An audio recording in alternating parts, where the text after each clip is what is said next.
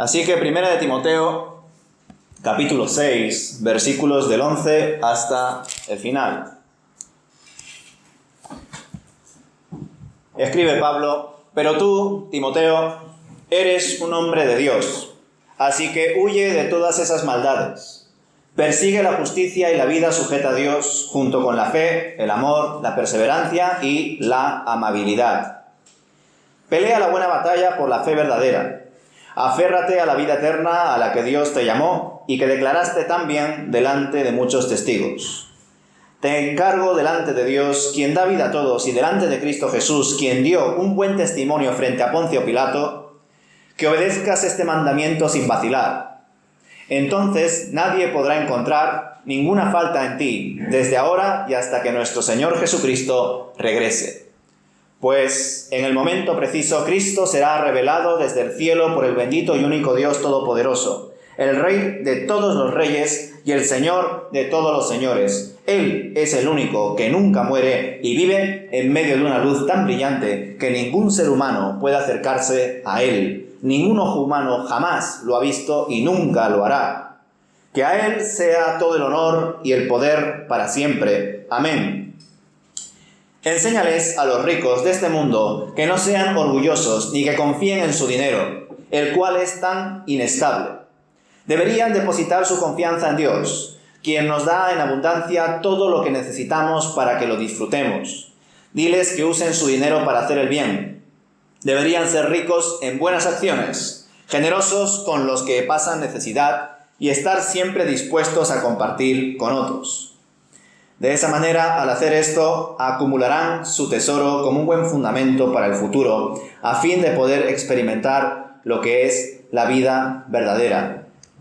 Timoteo, cuida bien lo que Dios te ha confiado.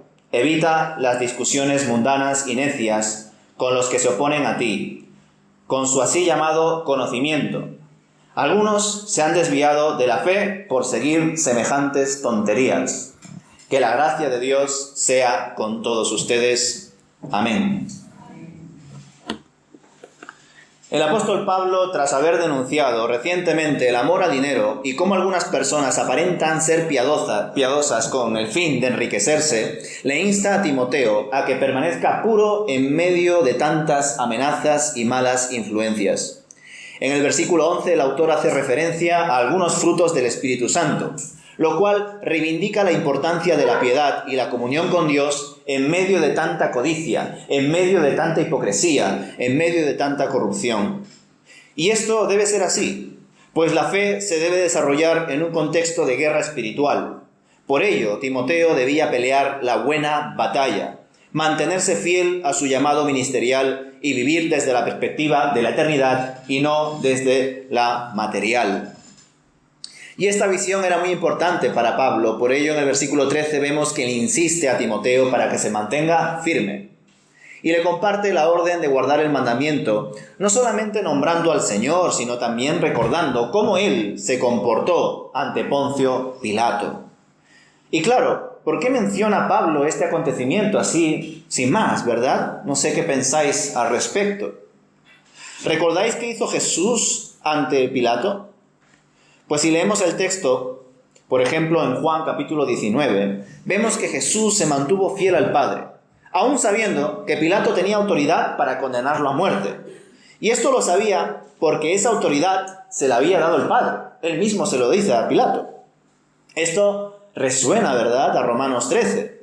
Toda autoridad ha sido dada por Dios. Por lo tanto, deduzco que el apóstol estaba mostrando a su compañero de milicia, a su discípulo, a Timoteo, que había que guardar la fe hasta las últimas consecuencias, hasta que el Señor vuelva, algo que el propio apóstol Pablo llevó al pie de la letra años después, cuando aceptó la sentencia de muerte que le habían impuesto injustamente, de forma similar que a nuestro Señor Jesucristo. Desde luego, en medio de estas instrucciones finales, se encuentra de nuevo la convicción que tenía el apóstol Pablo de que el Señor podría venir en cualquier momento, que su llegada estaba muy cerca y que mientras tanto era necesario servir de forma irreprensible, con buen testimonio, para que nadie pueda encontrar ninguna falta en él. En los versículos 15 al 16 volvemos a ver otro tipo de declaración de fe con una clara doxología. Quizá otro tipo de confesión que posteriormente sería empleada en las comunidades cristianas, como ese himno famoso de Filipenses capítulo 2, quién sabe. En dicha declaración se reitera la afirmación de la segunda venida de Cristo y también se remarca su soberanía, su eternidad y su santidad, diciendo que ningún hombre le vio ni puede ver. Ciertamente el propio Pablo tuvo un encuentro con Jesús cuando perseguía a los cristianos, ¿recordáis? Estando de camino a Damasco. Pero el texto de Hechos 9 dice que en un momento dado resplandeció alrededor de él una luz del cielo y que escuchó una voz. Pablo no pudo ver a Jesús. De hecho, se quedó ciego temporalmente. Y es cierto que los discípulos vieron a Jesús ascender a los cielos tras su resurrección y que unos mensajeros, en Hechos al principio, ¿verdad?, le dijeron que así como lo vieron ascender, así mismo volverá.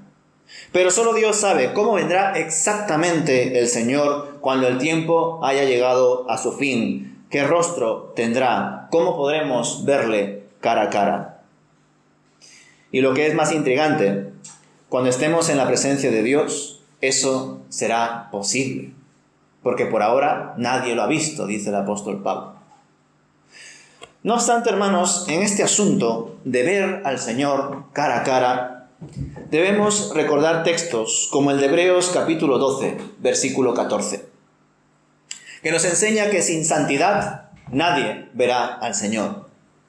Realmente este texto nos pone en nuestro lugar, pues por mucho que uno se esfuerce, no puede ser santo por sí mismo. Es el Espíritu de Dios quien realiza esta obra en nosotros, pero en la voluntad de Dios está que nosotros formemos parte de ese proceso de crecimiento y madurez espiritual. Esa es la paradoja que os compartió Luis. Por un lado, somos santos desde el primer momento en el cual nos hemos convertido, en el momento en el cual nuestro corazón se convirtió en carne. En ese momento fuimos apartados. Pero a su vez, continuamos cometiendo errores, pecados. Por lo tanto, somos santos y a la vez todavía somos pecadores. Y por eso estamos en ese proceso de santificación. Parece una contradicción, otros dirían una paradoja, ¿verdad? Pero es así como Dios lo ha querido. ¿Por qué? Bueno, solamente Dios sabe todas las razones. Una de ellas, como podéis comprender, es muy elemental: el orgullo espiritual. Si desde el momento en el cual nos convirtiésemos, fuésemos ya santos, perfectos, puros, viviendo en esta vida, en este mundo, estaríamos llenos de orgullo, como tantas y tantas personas en los tiempos de Pablo, en los tiempos de Jesús, aparecieron, ¿verdad? Por eso nuestra actitud debe ser de humildad, de dependencia al Señor. Él es el que dará el acabado final en nosotros. Él es el que nos hará definitivamente santos como Él es santo, perfectos como Él es perfecto. Mientras tanto, nos encontramos en ese proceso, en esa lucha entre el ideal que queremos alcanzar, ser como Cristo, y la pura realidad: aún pecamos. Por ello, Timoteo debía esforzarse por ser irreprensible. Nunca lo iba a conseguir. Nosotros tampoco lo vamos a conseguir. Ninguno aquí podrá ser irreprensible como tal, pero debemos esforzarnos por ello, todos. Evidentemente, aquellos que son puestos por Dios para, seguir adelante con la obra, con la misión, deben esforzarse aún más. Pero todo creyente, todo hijo de Dios, debe hacer eso, porque es una muestra más del amor a Dios, de la adoración a Dios, imitar a su Hijo.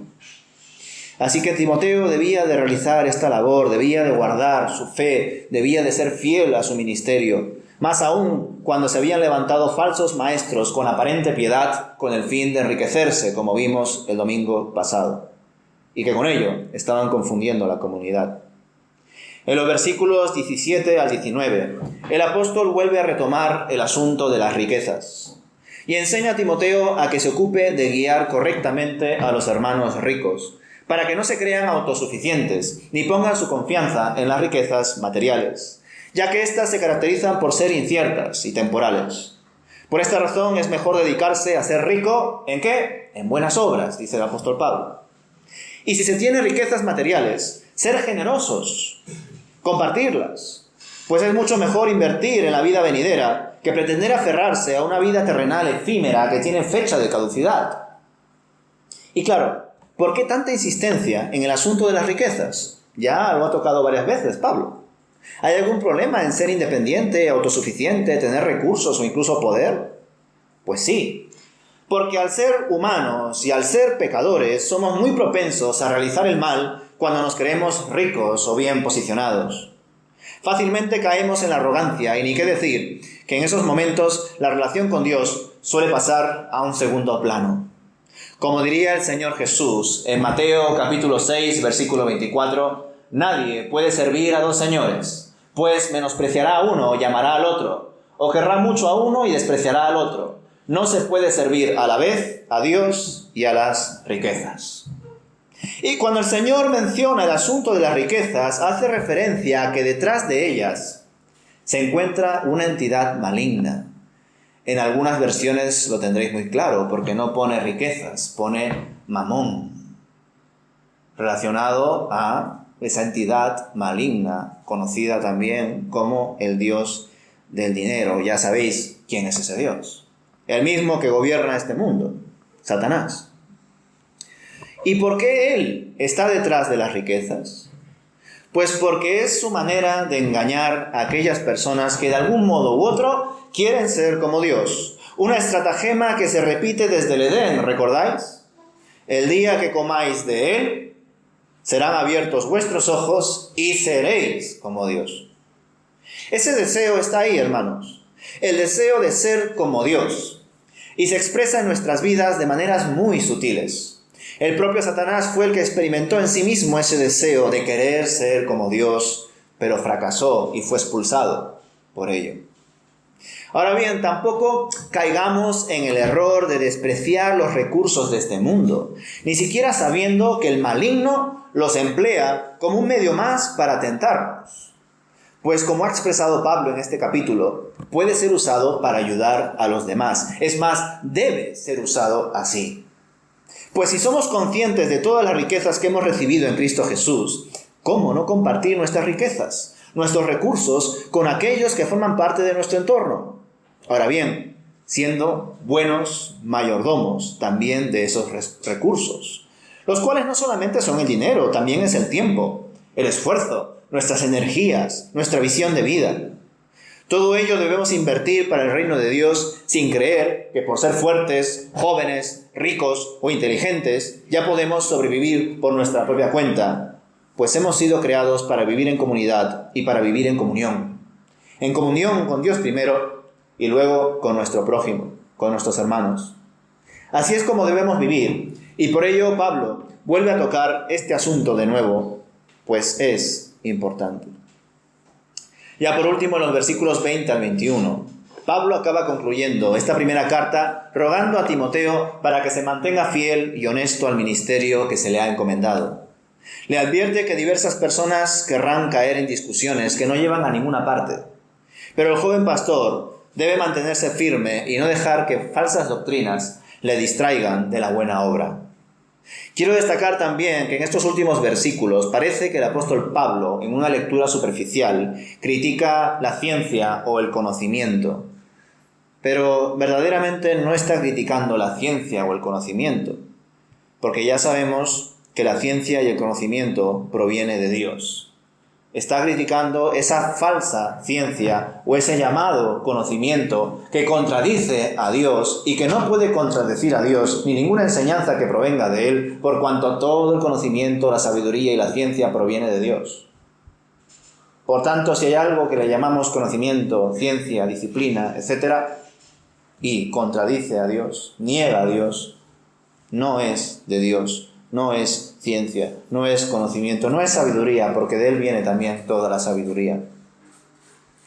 Así que por eso Timoteo debía de estar pendiente de qué situaciones, qué discusiones, qué divisiones se podían presentar en la iglesia y realizar una criba, no caer en banalidades, en trivialidades, en cosas que aparentemente parecen verdad, pero que no lo son. Son falacias y meras especulaciones que solo hacen perder el tiempo. Y ya sabéis que para el apóstol Pablo era muy importante el uso del tiempo. ¿Por qué? Entre otras muchas cosas, porque el Señor viene pronto. Esa era su convicción. En cualquier momento puede venir el Señor y yo debo de estar aquí preparado, vigilante, ocupado, no dormido, no entretenido, no perdido, pendiente de lo que son los intereses del Señor, no los míos. Así que, en efecto, Timoteo debía de usar bien su tiempo. Algunos ya se habían dejado llevar seguramente por falsas corrientes, por argumentos sin sentido, y por ello se habían separado de la Iglesia y de la fe, por seguir estas mentiras que no provienen de Dios. Por ello, ante toda esta situación, el joven pastor deberá permanecer vigilante para que más hermanos de la comunidad no se pierdan y sigan aferrados a su fe en el Señor Jesús, conociendo más de Él de forma adecuada y no a través de estos falsos conocimientos. Pues bien, hermanos, vemos cómo el apóstol Pablo, en efecto, buscaba instruir correctamente a este joven pastor, a este discípulo llamado Timoteo. Hemos terminado aquí la primera carta, y en cuanto a estos versículos finales que hemos leído, es importante quedarse con varios asuntos en nuestra mente. Primero, considerar el llamado que tiene cada uno para servir al Señor dentro y fuera de la comunidad o congregación donde estemos, y mantenernos fieles en nuestro ministerio. Por supuesto, no todos somos llamados al ministerio pastoral. Sería un caos si eso fuese así, ¿verdad? Sería como una sociedad llena de abogados y sin médicos, profesores, ingenieros, etcétera, etcétera, etcétera. Pues muy bien los abogados, pero ¿qué hacemos con el resto? Pues igual, Dios es el que gestiona, el que distribuye, el que organiza su iglesia. Y por esa razón el Señor llama a algunas personas para algunos ministerios y a otras personas para otros. Pero debemos quedarnos con esa idea de que Dios llama. Ya en su momento se hizo una separación del llamamiento de Dios. El Señor llama para arrepentimiento y llama para el servicio. Ningún creyente que sea creyente de verdad, eso lo tendrá que ver por supuesto delante del Señor, puede decir: el Señor me ha llamado a arrepentirme. Me he arrepentido, creo en Dios, pero ya está, Dios no me ha dicho nada más. Estoy aquí autogestionando mi vida personal y nada más. Dios no te va a llamar para que vivas una vida sin propósito. Dios te va a llamar para que busques su reino y su justicia. Te va a llamar para que sirvas en lo que Él considera pertinente, en sus intereses, no en los tuyos. Por ello creo que en general, a lo largo de la historia de la Iglesia, el separar tanto el llamado al arrepentimiento del llamado al servicio es un problema tremendo que ha causado creyentes en vez de discípulos. Creyente, bueno, yo voy a la iglesia, yo de vez en cuando oro, yo de vez en cuando leo, pero ya está. Discípulo, la persona que también hace esas cosas, pero que va implicándose más y más en la comunidad donde esté y donde vaya. Va implicándose más en la misión que va más allá de estas cuatro paredes. Va buscando más y más de la voluntad de Dios y de su reino, hasta llegar a un punto en el cual es capaz de discipular a otros. Porque Dios nos hace sus discípulos para que humildemente crezcamos, maduremos y seamos maestros y discipulemos a otros. ¿Por qué? Porque esa es la gran comisión, ir y hacer discípulos, no hacer simpatizantes, no hacer creyentes, no, hacer discípulos. Personas que aparte de creer o de decir que creen, se implican, crecen, se equivocan, pero también se arrepienten. No adquieren un sentimiento de orgullo diciendo: no, es que yo ya tengo muchos años sirviendo, o yo tengo muchos años estando aquí o allá. Va creciendo en medio de su servicio y también va intentando capacitar y dar oportunidades a otros para que también crezcan.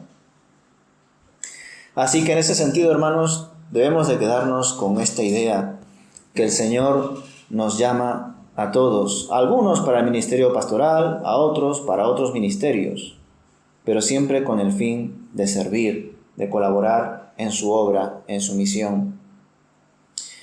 Cada uno debe identificar, por tanto, a qué le está llamando el Señor y capacitarse para ello, ganar experiencia, formarse, ya sea de manera autodidacta o incluso asistiendo con diligencia a estudios bíblicos, talleres, seminarios o incluso en facultades de teología.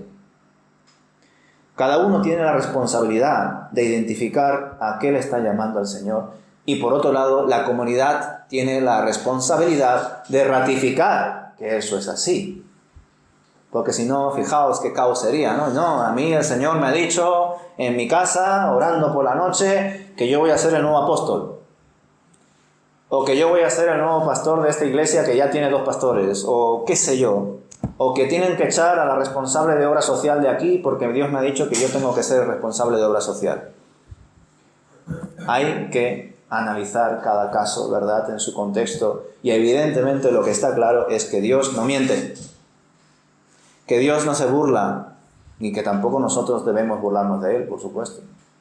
Y que por lo tanto Dios no puede decir A y B, o dice A o dice B, nada más.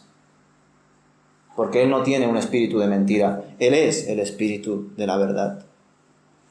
Otra enseñanza que podemos extraer de estos versículos es que debemos esforzarnos por vivir día a día en integridad delante de Dios y de las personas. Es una tarea difícil, pero es una realidad.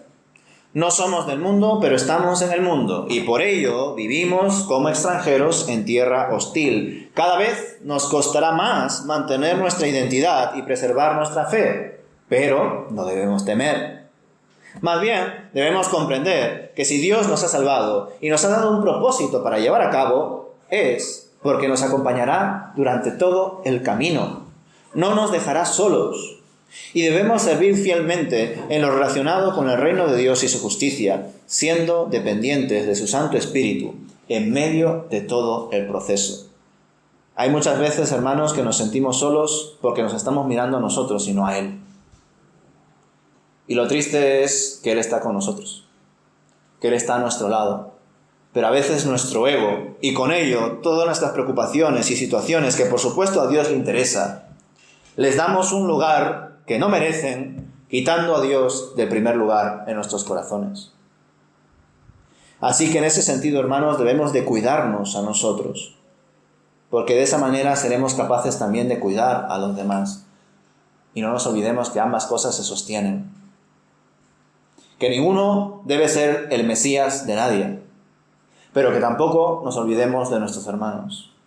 Ni un extremo, ni otro. Dios es el único que salva. Nosotros formamos parte de ese proceso de redención porque Dios así ha querido. Somos esos medios por los cuales Dios muestra su amor. Así que participemos de esa gracia. Participemos de ese plan maravilloso. Por último, otra enseñanza importante que podemos extraer es la siguiente. El Señor puede venir en cualquier momento. Y esta vida solo dura un instante, así que debemos dar gracias a Dios por la vida eterna, por saber que Él está al control de absolutamente todo, y por consiguiente confiar en Él y no aferrarnos a aspectos materiales que solo tienen utilidad en esta vida. Así que no tiene sentido afanarse por el dinero y los bienes que cada uno tenga o pretenda acumular. Por supuesto, tampoco seamos negligentes. El dinero tiene su utilidad y cada uno tiene la responsabilidad de buscar los recursos necesarios para subsistir, capacitarse para ello, formarse, tomar decisiones adecuadas y también tener la valentía de parar, reflexionar, reconocer nuestros errores e incluso empezar de nuevo. Porque cada día es una nueva oportunidad. Cada día debemos dar gracias a Dios por el simple hecho de abrir nuestros ojos y saber que tenemos un día por delante. Cuando a veces nos decimos a nosotros mismos o a algún familiar o a Dios mismo en oración, ya no tengo fuerzas, no sé qué hacer, yo ya soy así y así me quedaré, y expresiones de este estilo, lo único que estamos haciendo, hermanos, es poniendo en primer lugar nuestro yo. Y sin embargo, cuando ponemos en el primer lugar a Dios, en medio de todas esas preocupaciones, en medio de todas esas situaciones, en medio de esa debilidad, ya lo sabéis, Dios manifiesta su poder. Dios manifiesta su gloria.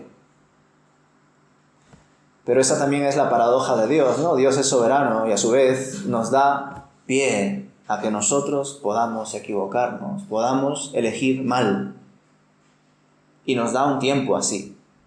Pero no nos podemos perder del todo. ¿Por qué? Porque Dios no pierde. Porque no es la cuestión de que yo tengo a Dios, es la realidad de que Dios me tiene a mí. Y que Dios vive constantemente en victoria. Y por eso es que en Él nosotros somos más que vencedores. Es por eso que en Él nosotros tenemos esperanza y vida eterna. Pero cuando empezamos a pensar en nuestras propias cualidades, situaciones y posibles soluciones, ahí ¿quién está siendo el Señor? ¿Jesucristo o tú? Pues muchas veces queremos ser nosotros, el Señor. Y eso es así porque desde el Edén fue así, hermanos. Desde el Edén se repite la misma historia. Queremos ser como Dios y hay muchas maneras sutiles de mostrar que en efecto somos así. Así que debemos de cuidarnos entre nosotros y debemos de ser buenos mayordomos de nuestro dinero, de nuestros recursos, de nuestro tiempo. Esto es importante, hermanos.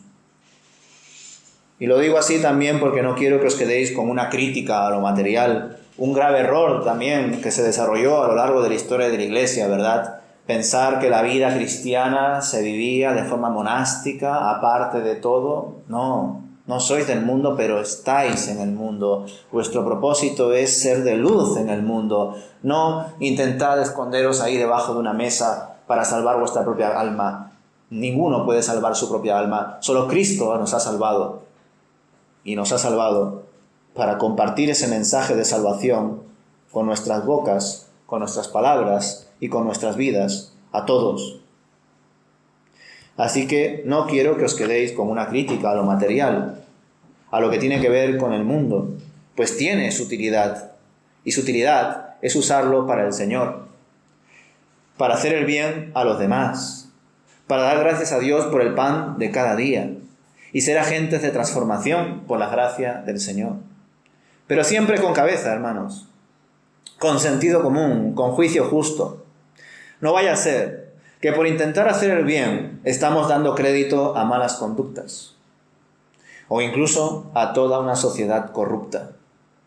Porque en medio de las ayudas, ¿verdad?, en medio de las donaciones y desgraciadamente en medio de algunas iglesias se usan los donativos, los diezmos, las ofrendas para fines perversos. Y ni qué decir en medio de ONGs. O hasta incluso una persona que te pide dinero por la calle, ¿verdad? Y ves cómo en su brazo tiene varios pinchazos y te dice que tiene hambre. Claro, cada uno debe saber delante de Dios hasta qué punto puede juzgar a alguien. Pero claro, si ves a una persona con temblores y con pinchazos en el brazo, probablemente deducirás que si le das dinero para que coma, no lo va a usar para comer. Entonces, por supuesto, debemos de ser generosos, debemos de ser responsables, debemos de dar cuando podemos dar, pero siempre con cabeza. No vaya a ser que demos crédito a malas conductas o a toda una sociedad corrupta. Así que el Señor nos dé sabiduría, hermanos, para saber vivir en santidad, para tener clara la eternidad y para mantenernos también íntegros a la hora de ayudar a los demás. No vaya a ser que por hacer bien o por querer hacer el bien estemos haciendo el mal. Que Dios nos ayude. Amén.